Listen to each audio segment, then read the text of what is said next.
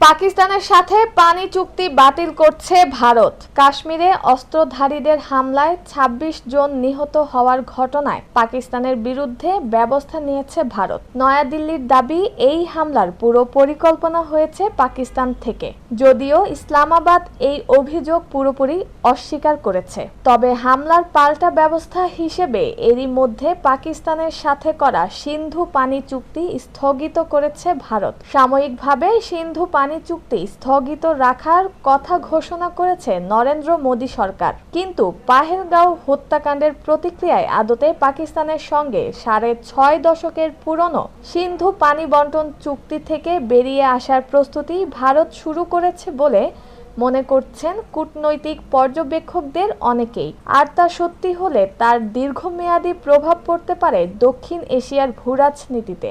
আন্তর্জাতিক মধ্যস্থতায় টানা ৯ বছর আলোচনার পরে ১৯৬০ সালের ১৯ সেপ্টেম্বর সই হয়েছিল ভারত-পাক সিন্ধু পানি বন্টন চুক্তি।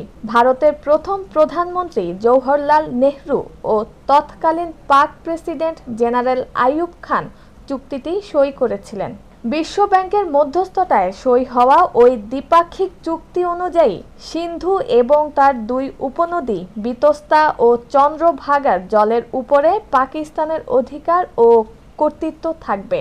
ভারতের নিয়ন্ত্রণে থাকবে ৩ উপনদী বিপাশা, শতদ্রু এবং ইরাবতীর পানি। সামগ্রিকভাবে সিন্ধু এবং তার উপনদীগুলির মোট পানির উপরে পাকিস্তানের অধিকার ৮০%, ভারতের মাত্র ২০%। চুক্তির শর্ত বলছে, ভারত বা পাকিস্তান নিজেদের প্রয়োজনে ওই পানি ব্যবহার করলেও কোনো অবস্থাতেই পানি প্রবাহ আটকে রাখতে পারবে না। কিষেনগঙ্গা এবং রাতলে জলবিদ্যুৎ প্রকল্প গড়ে ভারত পানি আটকে দিচ্ছে বলে ২০১৬ সালে অভিযোগ করে পাকিস্তান। প্রাথমিকভাবে অভিযোগের সত্যতা প্রমাণ করতে নিরপেক্ষ দেশের পর্যবেক্ষকের দাবি তুলেছিল ইসলামাবাদ।